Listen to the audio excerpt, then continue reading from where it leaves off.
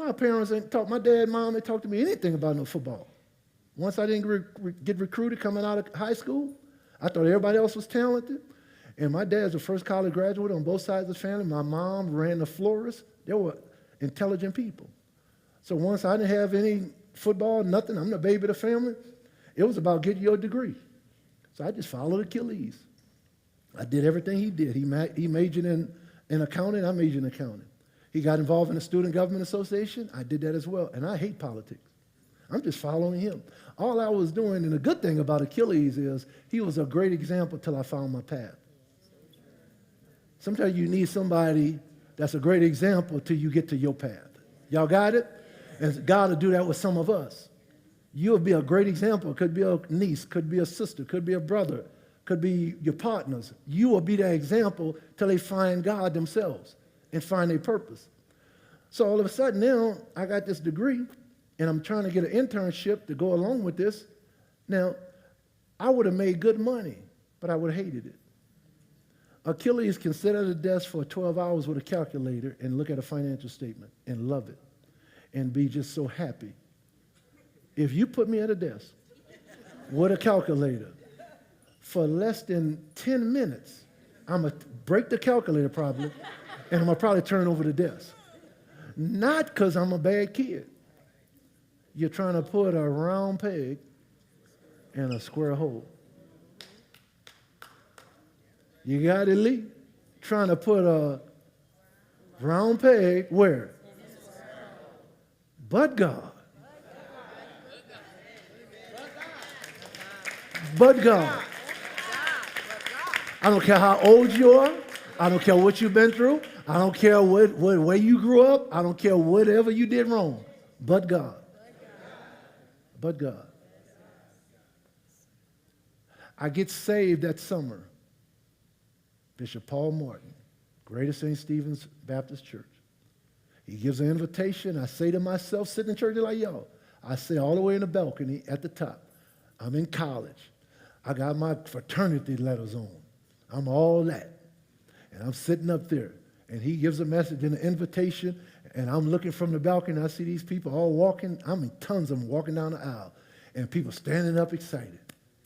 And I said to myself, if I come next week, I'll go down next week. Well, praise God, I made it to next week. And I went down that aisle. Gave my life to Jesus Christ. I said, God, if you're real, show me how you relate to us in everyday life. Two things he taught me immediately. He said, Aeneas, I create everybody with a purpose. Did he say everybody? Everybody. Did he say everybody? Everybody. So parents, don't ever compare your kids. When he made them, he broke the mold. Some of y'all, he gave you a kid and you wonder if he really came out of you. Can I get a wave, anybody? Yeah, he came out of you. He was just sent. Y'all got it? I know some of y'all like, no, I don't know. No, he was sent through you because he came from God or she came from God. And we got to be bigger than that so we don't label them and put them in this little box. So he taught me that purpose, and the next thing he taught me was how he speaks to us.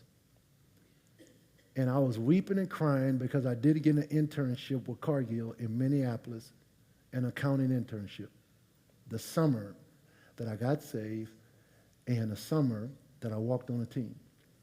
If I had gotten the internship, I would have never walked on a football team. So some of your prayers that don't get answered have been answered. Y'all got it? You got it? All I'm attempting to do is make this relationship with Christ practical. So a young baby can understand how God will move in your life and be able to recognize it.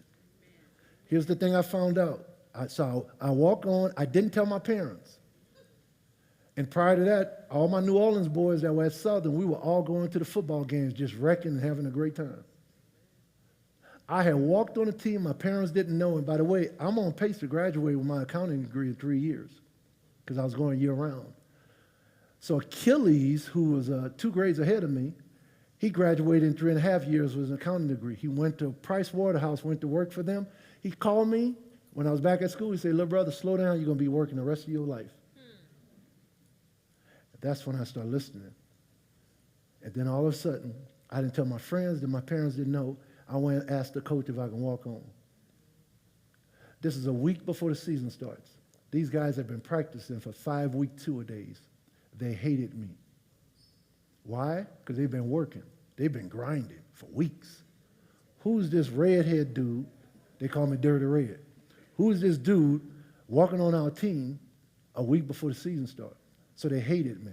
So this is when I learned, if you follow God's plan, the haters can't stop you.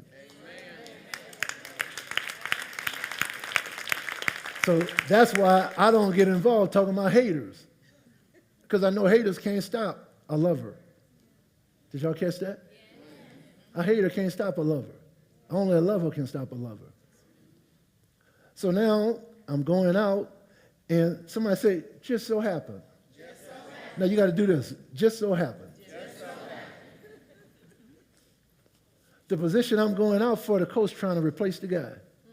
It was as if the coach was angry at this dude. I don't know why he was angry.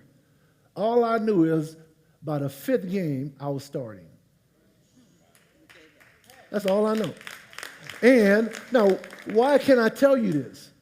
Because what you know about God should have a corresponding experience with God. A lot of times, people have a bunch of knowledge, but no corresponding experience with the knowledge they know. I told you God is a God of purpose. So one of the things he created me to do is play the game of football. It had nothing to do with whether anybody, my little league coaches or my junior high coach or my high school coach recognized it. It was in me the whole time. It wasn't like something came out of nowhere. It was already in me. I didn't know it. You'd be shocked what's in you that hasn't come out. Even at whatever age you are. You've set a lid on yourself. God hasn't. You put a barrier because your age or the mistakes you made or what you didn't do right. You do. God doesn't. So all of a sudden, I'm starting. So we finished that year at a good year. The next year, I made all conference, led an All-American. And then I played one final year while in graduate school. And all of a sudden now, let's flash forward to 2017. When I didn't get the job with Cargill in Minneapolis, in 2017, I was at a Hall of Fame function in Minneapolis. The Super Bowl was there. Philadelphia was playing New England. Every Friday before the Super Bowl, the Hall of Fame has what's called a Merlin Olsen's luncheon. Every Friday before the Super Bowl. Shai, when I went to that luncheon, they assign a Hall of Fame at each table. When I go to the table, and I've said this before, but I want to keep saying these things because you're overcome by the blood of the Lamb and the word of your testimony. Some of you all don't say your testimony enough to encourage you that your current situation is not bigger than what God had already brought you through. Amen. That's why your story is so important. Y'all got me? So 2017, they assigned me to a table. When I get to that table, these executives are all sitting around the table. I'm assigned to the table. I get to the table, and at the center of the table is the name of the company. And the name of the company was Cargill. That company I was crying about that didn't give me that internship. So when I see it, I start crying, literally, at the luncheon. These executives are saying, what's going on? Then I tell them. And they said, what? And then they start joking with each other. They said, okay, the next people that interview for our positions with our company, we're going to not give them internships so they can become Hall of Famers. They were joking. Y'all understand that, right? Remember this, the last thing I want you to remember from this. Your Heavenly Father is a master chess player. Did y'all hear what I said? Yes. You hear me? Yes. He's a what? Master chess player. You married the right one. You married the right one. You're going to go through seasons to test it, but you married the right one.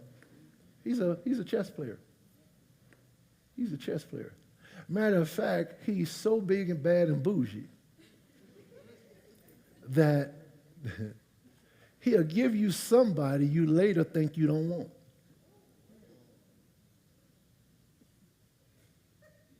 Because you don't understand God. God is not necessarily about your list. Because some of us, if y'all had a list, you put on your list great sex together, even though that wear out. You'll have, they need to be, come on ladies, 6 feet. Now you 5'2", but it's all good. Right? It's cool, you can wish, right? So, but do you really know what you need? Most of what we think we need were deficits that came from childhood issues. So we're looking for something to replace whatever we got when we were younger. And if we don't get that straight, people get in church, particularly I see it a lot in fivefold ministry gifts. They don't recognize it. I can see it. Their behavior and how they move tells me there was something happened in formative years, that they're attempting to get affirmation and acceptance through something else besides, this is my beloved son, a daughter, in whom I'm well pleased. He's well pleased with you long before you do anything. He don't need you to go do something for him. You're his child. He loves you. This baby right here, this the baby. This the baby. Takes one to know one. A lot of time the babies, we can test things. Any babies in here? Why y'all have elbows? Come on, babies, raise your hand, raise your hand, raise your hand. And now where are all the older siblings that think the babies had it easy? Y'all, look at that, look at that. Look at that. Yeah, don't forget the middle children. Middle children just all something all totally different. We'll just have a session just for the middle kids. Y'all got it? Right? But y'all do know there's no such thing with God. You're his kid. And he called you out of the world because he wants to do something in and through you that's beautiful. That's beautiful. And he wants to do it. It's not on you to do it. You ever seen a tree strain to bear fruit? No. The 9 fruit of the Spirit comes through yielding. Through yielding. I want to learn how to be a better father. I got to get better as a father. Sometimes I'm not a good father. Because sometimes I'll show pleasure when they're doing something good. But when they're going through the struggle, their developments, sometimes I'll be quiet. But everybody got to work out your own salvation. There's no such thing as Jesus Jr. You're not called to everybody. You're called to somebody in the world. He's called to the world. So I want to encourage my brothers and sisters, as you hear this message, let this sink in. You've been called out